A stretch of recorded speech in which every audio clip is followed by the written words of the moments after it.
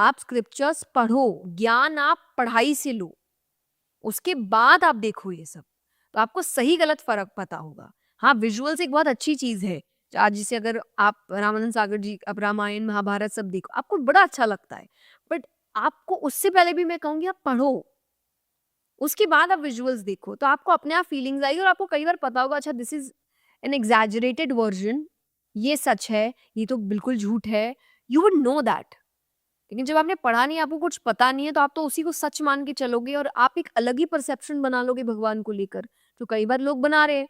आज हम आपको सिखा रहे हैं, लोग आपको रावण अच्छे थे। अरे कहाँ से अच्छे थे? पढ़ो जाके। जस्ट बिकॉज़ कोई इंसान एजुकेटेड है या ज्ञानी है, वो अच्छा नहीं हो जाता। उसके कर्म कैसे थे, उसकी हरकतें कैसी थी, ये आपको देखना पड़ेगा। भक्त तो दोनों ही थे ना। भक्त तो महादेव जी के रावण भी थे, राम जी भी थे। भगवान का साथ, राम जी का साथ दिया ना। आपको ये समझना है भगवान आपके कर्म देख रहे हैं। आप कुछ भी करते रहोगे क्योंकि आप ज्ञानी हो, तो आप समझदार नहीं बन जाते। ज्ञान आप कई बार पढ़ के प्राप्त कर लोगे, लेकिन समझदारी नहीं प्राप्त कर पाओगे। एजुकेटेड लोग आज कैसी-कैसी हरकतें कर रहे हैं। मर्डर्स कर रहे हैं, रेप्स कर रहे हैं, एजुकेटेड घर से लोग। तो क्या संस्कार एजुकेशन से आ जाता है? नहीं। संस्कार तो घर से ही आएगा, संस्कार तो व्यवहार से ही आएगा, संस्कार तो परिवार को देखकर ही आएगा। तो आपको ये समझना है कि सही क्या है और गलत क्या है, वो स्क्रिप्चर सिखा देंगे। I know because I have read it. I know Ravan ने क्या-क्या की। कोई अगर मुझे ये बोल दे रावण बहुत अच्छा था, तो मुझे उस पे हँसी है और मैं ये कहूँगी आप सीरियल लेके आ। मैं आपको कोई आंसर नहीं दूँगी इस पे। चाहे अग्नि परीक्षा हो, चाहे उनका कहते हैं सीता पर त्याग किया था, पढ़ के आओ। ये सब हुआ भी था कि नहीं हुआ था, ये पढ़ के आओ। बस इतना ही मैं ये आपके अंदर एक इंटरेस्ट जगा दूँ कि आपको पागल करने के लिए लोगों ने क्या-क्या काम किए हैं, आपको अपने भगवान से भटकाने के लिए क्या-क्या हरकतें की गई है। और रावण के लिए सिर्फ़ एक चीज़, क्योंकि अभी एक बड़ी चीज़ फ़ेमस हो रही है कि मुझे राम नहीं, रावण जैसा व्यक्ति चाहिए। राम ने अपनी पत्नी का त्याग कर दिया और रावण ने अपनी बहन का बदला लेने के लिए राम से लड़ गए और एक पराई स्त्री को हाथ भी नहीं लगाया। पहली बात अगेन पढ़ के आओ। वो एक रेपिस्ट थे।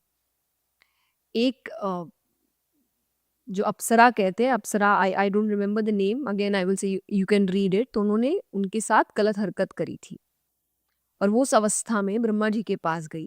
ब्रह्मा जी ने रावण को श्राप दिया कि आप अगली बार किसी भी स्त्री को उसकी इच्छा के विरुद्ध टच भी करेंगे तो 100 टुकड़ों में फट जाएंगे। इसीलिए वो सीता जी को मजबूरी से टच नहीं कर सकते थे। वो भी आता है, वो भी जब आप रामायण पढ़ेंगे उसमें रावण बोल रहे हैं, क्योंकि जब उनके सबऑर्डिनेट्स उनको बोलते हैं कि अरे आप तो ग्रहण कर सकते हो, तो वो बताते हैं कि इसीलिए नहीं कर सकता, वरना तो कब का कर लिया होता, पर इस श्राप की वजह से मैं उसे टच भी नहीं कर सकता। इसलिए उन्होंने बहुत हरकतें की। उन्होंने ये बताने की कोशिश की राम जी की डेथ हो गई है, ताकि सीता माता एंड ऑफ द डे हार कर मान ले कि चलो डेथ हो गई, तो अब I have to surrender somewhere. उसने बड़ी कोशिशें की कि वो मन से आ जाएगा, कि मन से एक बार आ गई तो आ गई, बिना मन से वो टच नहीं कर सकता, वरना उसका ही प्रॉब्लम है, उसको श्राप मिला है। तो आपको ये समझना है कि सच्चाई क्या है और क्या आपको सिर्फ एंटरटेनमेंट के लिए, आपको भड़काने के लिए, आपको आपके भगवान और आपके धर्म के विरुद्ध करने के लिए सिखाया जा रहा है। That's what Britishers did. Again please go and study. They have letters जो उन्होंने आपस में एक्सचेंज किए, जहां उन्होंने साफ साफ लिखा है कि अगर इन भारतीयों को गुलाम बनाना है तो इनकी रीढ़ की हड्डी, जो इनका धर्म है और इनकी संस्कृति है, जो इनको अपनी संस्कृति पे इतना गर्व है, वो तोड़ना पड़ेगा। इनको इनके धर्म, इनकी संस्कृति, इनके देश से नफरत करवानी पड़ेगी। तब जाके ये हमारी चीज़ों को ग्रहण करेंगे। वरना ऐसे ही उस समय के राजा-महाराजा, उन्होंने कोई दूसरी चीज़ ग्रहण नहीं की। आज आप मूवीज़ देखेंगे, हमारे बड़े-बड़े राजा हुए, उनके साथ कितना गलत हुआ। कइयों के जीते-जीते उनकी स्किन निकाली जा रही है। जस्ट दे आर सेइंग आप हमारी चीज़ मान लो। एक-एक आँख निकाली गई है, एक-एक नेल निकाला गया है और हर बात निकालते हुए बोल रहे हैं अभी भी टाइम है, हमारी चीज़ मान लो। उन्होंने लास्ट तक ये बोला नहीं। This is what they felt for their own country, for their traditions, for their religion. तो उनको पता था कि ये ऐसे जाएँगे ही नहीं। इनको इनके ही चीज़ों से नफ़रत करानी पड़ेगी और आज हो रही है। आज हमें हमारे देश से, हम किस देश में प्रॉब्लम नहीं है आप मुझे बताओ? हर देश में कुछ ना कुछ प्रॉब्लम है। आपको प्रॉब्लम ठीक करनी है और नहीं करनी है, आपको कहीं जाना है वो बात अलग है। लेकिन आप ये बोल के कि अरे यहाँ तो कुछ नहीं है, बहुत जगह ऐसी चीज़ है जो आप सहन भी नहीं कर पाओगे। तो प्रॉब्लम्स हर जगह है। आप किसी भी ऐसी जगह जाके नहीं बोल सकते यहाँ प्रॉब्लम नहीं है। तो आपको समझना है आप जहाँ है, आप उसको कैसे बेहतर बना सकते हो, ये आपका काम है। और बना सकते हो, अगर सच्चे मन से सोचोगे बना सकते हो। जैसा मैंने कहा ना, बस विक्टिम बनना बंद करना है, हाथ में डोर लेनी है, पावर लेनी है और फिर चेंज करना है। लेकिन हम वो नीचे बैठ के रो रहे हैं गाली, अरे ठीक नहीं हुआ, ठीक नहीं हुआ। तो पावर पे गलत लोग के बैठा के रखे हो। उठो, पावर पे जाओ, चीज़ चेंज करो। रीज़न देखिए, ये तो मैंने कई पॉडकास्ट में आंसर किया ही है कि जैसे पहले अगर किचन में जाने की बात है या अचार मत छुओ वाली बात है, पीपल हैव डन दैट और कुछ हुआ नहीं है। They had major reason, scientific reasons for that. For example आज के टाइम पे आपको खटाई खाने कम बोला जाता है। कोई भी तरीके का एक्सट्रीम फूड आपको खाने मना किया जाता है, लाइट फूड खाने बोला जाता है। पर एज़ किड्स लड़कियाँ मानती नहीं थी। बच्चे हैं ना, आप अर्ली एज में जब पहली बार पीरियड आएगा तब कौन इतना समझदार रहता है। अब बच्चा उसको अचार खाना है, तो उसको डरा दिया गया कि पूरा अचार का कंटेनर खराब हो जाएगा, सारे अचार खराब हो जाएंगे अगर तुमने टच कर दिया तो वो डर जाता था बच्चा कि सब खराब हो गए तब तो फिर डांट पड़ेगी यार, तो वो दूर हो जाता था। सेकंड, पहले आराम करने को दिया जाता था। आज 3 दिन, क्योंकि महिलाएं उस वक्त पूरा घर संभालती थी, घर में मेजर काम आपके किचन इत्यादि ही होते हैं। तो आपको 3 है कि नहीं, महीने में 3-4 दिन इसको रेस्ट है, कुछ नहीं करना है। अब दूसरी चीज़ ये भी थी कि पहले आप चाहे टैम्पॉन्स है, पैड्स है, ये सब सैनिटरी नैपकिन्स ये सब नहीं थे। तो और आप ऐसे एरियाज़ में रहते थे जहाँ जानवर बहुत रहते, they could smell the blood. तो आपको एक कमरे में, एक जगह पे बंद करके रखा जाता था। तो काफ़ी रीज़न्स थे, काफ़ी चीज़ें थी, मेडिसिन्स नहीं थे। आप आज कितनी आपको ऐड दिखा रहा है कि एक सैनिटरी नैपकिन पहन के मैं पहाड़, कौन पहाड़ चढ़ रहा है भाई? हाँ, बेड से उठने की हिम्मत नहीं है किसी के अंदर। इतनी प्रॉब्लम्स हो रही है कई बार आपको, कई किसियों को इतने क्रैम्प्स आ रहे हैं। किसके अंदर हिम्मत है इतनी उन 2 दिनों में कि वो पहाड़ जाके चढ़ के आ जाएगा? सो वो आपको अगेन सी, ये सब देख के अब आप सीख नहीं सीख सकते ना कि आपको लगे कि अच्छा एक सैनिटरी नैपकिन से मैं पहाड़ चढ़ जाऊँगा। तो this is just for entertainment. अपनी चीज़ बेचने के लिए आपको बताया जाता है कि आप ऐसा करो और आप वो सोच के खरीद भी लेते हो कि आपको लगता है you will get wings. But you won't. Yeah, you would want to sleep, you would want to eat something, you would want to rest a bit, you would want someone to pamper you, you would want a hot bag. Everybody want, you want chocolates, you want ice creams. तो this is what you want. तो उस समय pamper किया जाता था कि हाँ, you should get these, you should take rest, you should have this time with yourself. Again शुरुआत अच्छी हुई, बीच वालों ने आके काम खराब कर दिया, फिर इसको छूता-छूत बना दिया।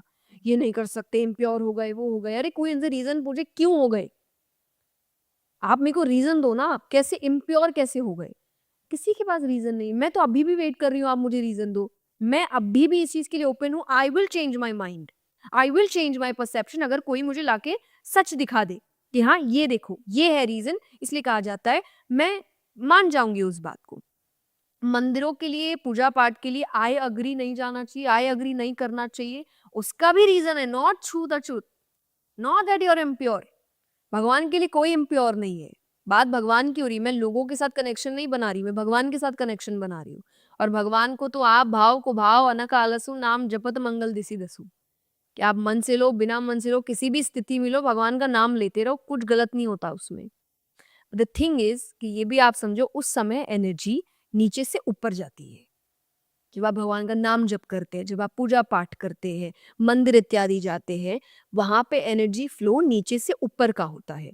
It is not allowed when you are on your periods. वो एनर्जी सिर्फ़ आपके उस एरिया पे होनी चाहिए। इसलिए ये भी बोला जाता है 3 दिन शैम्पू मत करो। क्या रीज़न है शैम्पू मत करो? एनर्जी ऊपर जा रही है। वो एनर्जी वहीं होनी चाहिए उस वक़्त, क्योंकि उसको वहाँ ज़रूरत है अभी। वो एनर्जी की मूवमेंट इधर-उधर होगी, आपको प्रॉब्लम्स होने लगेंगे। तो ये रीज़न शुरू हुआ था, लेकिन अगेन बीच वालों ने आके काम खराब कर दिया, नाम भगवान का लगा दो, किसको पता है भगवान नीचे आके बोलेंगे कि भाई मेरा किया धरा नहीं है, झूठ बोल रहा है ये मेरे नाम पे। तो भगवान ऐसा कुछ नहीं करते। भगवान ने कोई गलत बात नहीं बोली, कोई गलत चीज नहीं बोली। और आपको कभी भी डाउट हो ना कि ये बात गलत है, तब जाके पढ़ना। मैं आज तक मुझे कोई बताता है कि ये बात भगवान ने बोली है, और अगर मुझे वो बात अटपटी लग रही होती है ना कि भगवान नहीं बोल सकते ऐसे, भगवान ऐसे किसी स्त्री के बारे में बात नहीं कर सकते, भगवान ऐसे, मैं जाके तुरंत स्क्रिप्चर पढ़ती हूँ और मुझे बात ही उल्टी पता चलती है कि ऐसे घुमा फिरा के अपना मतलब निकालने के लिए लोग बात करते हैं। जब भी आपको तो I never blame God. I am like मेरा भगवान कभी गलत नहीं हो सकता, बताने वाला गलत है।